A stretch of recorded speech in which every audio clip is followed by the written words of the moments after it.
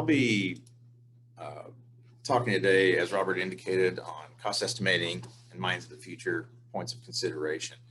And I want to jump right into things because I feel like there's a lot of ground to cover here in the limited time. And I want to kick things off right away with, why do we estimate costs? Well, as you can see here, there's any number of reasons why we might want to estimate costs. However, I would suggest that at its core, cost estimates provide us a mean for making decisions. They provide us with an indication of whether a project will be profitable, i.e. successful. Of course, success in today's world is no longer just about profitability, it's about environmental protection and social buy-in. So as such, the talk today will touch on both traditional as well as ESG angles towards cost estimating. So on the screen here, you have several traditional lenses through which you might do your cost estimating. Jurisdictions, commodities, geology, capital, and operating costs, just to name a few. But now we have this new lens, ESG, and ESG is driving the mine of the future. And the concepts have been around quite a while, but our industry has been slow to move. We've got to play catch up, although honestly, we should have been leaders from the very start. And perhaps we weren't, because there are definitely costs related to ESG, both with compliance and non-compliance. And so, again, the focus today is to think about this ESG lens and some points of consideration. This isn't going to be a deep dive into cost estimating, but there are definitely some things that cost estimator is going to need to consider. So right off the bat, we have R&D, and we know that R&D is expensive, particularly when you're talking about some of the new innovative ESG types of equipment and supplies. And these supplies are going to pass this cost on to consumers, as with any industry. So cost estimators and companies alike need to keep this in mind. But the good news is the CapEx should come down over time. The next point here I want to hit on is permitting. We're going to see extended permitting times for various reasons, but what does this mean for the estimator? Estimators must deal with the uncertainties, that is risk, associated with the timing and cost predictions. And the reliability of any cost predictions will wane the further you go out into the future. Now, fortunately, some of these costs may be mitigated by additional public or government outreach and education, that is shortened permitting times. So next up, we have appropriateness, practicality, reliability. So ESG initiatives are driving positive industry changes, that is for sure.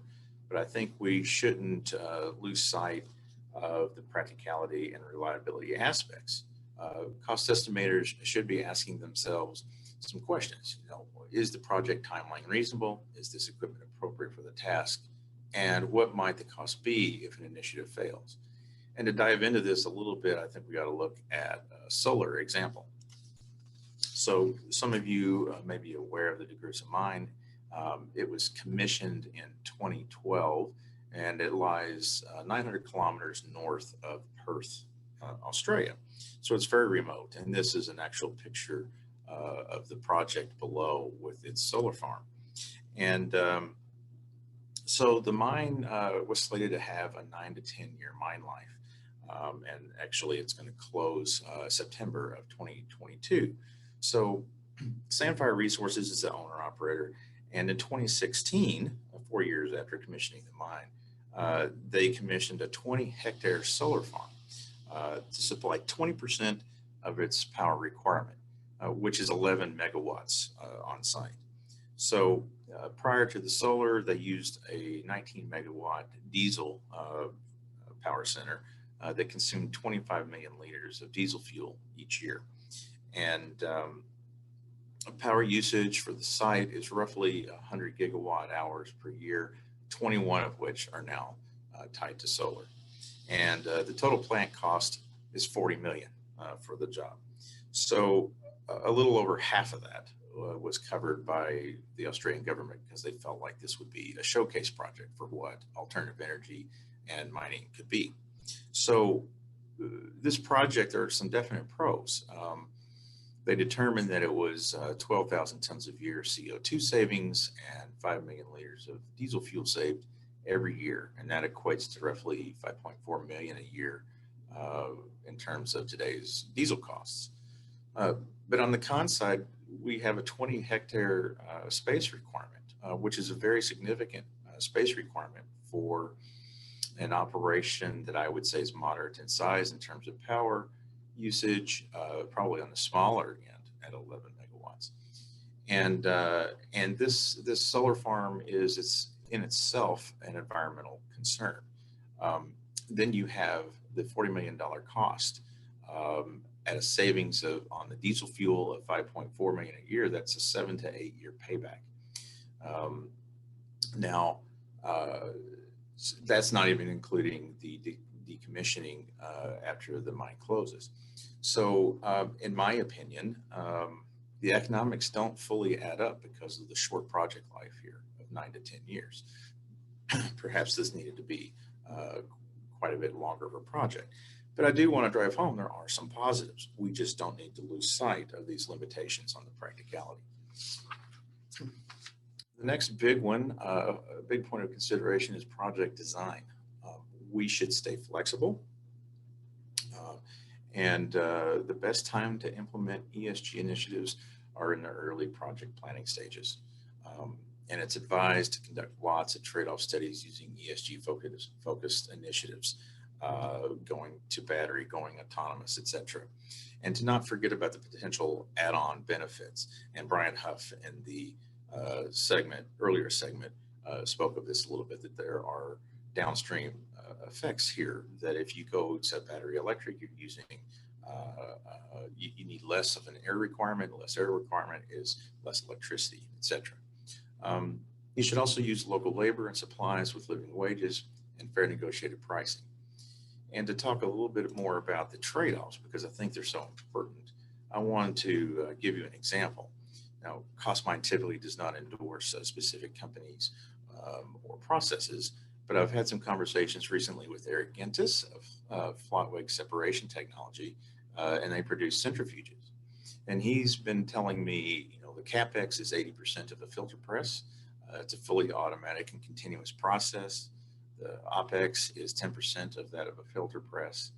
The water recovery is better, and they reduce process water requirements and reduce tailing storage. So both of those latter items are ESG positive. Should a company make the change? Well, in this particular case, I think, and in all cases, I suppose, it's going to be on a site-by-site basis, but these are the kinds of things that you need to be thinking about with your ESG initiatives. So next up, we have difficult to obtain costs. Cost data is time consuming to gather. Some suppliers are very leery of providing budget numbers for early projects, and this is particularly true for those projects where very little engineering is complete. And it's also especially true for innovative ESG conforming line items. While this is understandable, it dramatically slows our understanding of ESG costs industry-wide. And lastly, I'd like to touch on what might the cost of non-compliance be. Well, at the very least, I would suggest that it's a missed opportunity to make positive changes and to change perceptions. And of course, it could be a loss of dollars or a loss of company or a loss of life. Your CapEx and OpEx numbers won't matter if you have a tragedy on site. And I suppose on that cheery note, I thank you, and I appreciate the time to speak with you today. Great, thank you very much, Brad, for that. It's a nice world to the introduction to the world of cost estimating and applying some of the new technology towards that. We do have a few questions that come in, and one obviously is right off the bat, somebody's asking, when is the best time to conduct a mine cost estimation? Well, we always say early and often. we believe that costs are not being examined early enough in the process. And that leads to significant gaps between the scoping level estimates and the final feasibility estimates. And so we just suggest, particularly in light of the new ESG alternatives, to continue to push your estimates earlier into the process. Okay, great. And we have a few came in, but we're running a bit behind schedule. So I wanted to get to one of this one here is, what do you see as one of the biggest hurdles to early stage cost estimates? Well, it has to do with one of those last slides that I discussed there, obtaining the cost. Again, we understand that it's difficult to just open your portfolio and lay out there all of your costs. We understand that that's not something you want to do if you've invested so many R&D dollars into it. But I think some additional transparency on that front would certainly help us as an industry move forward. The better we understand these costs, the better we can do the right thing with our initiatives. Great. Yeah. And transparency leads to trust, which is all ties in together again, doesn't it? Thank you very, very much, Brad, for doing this.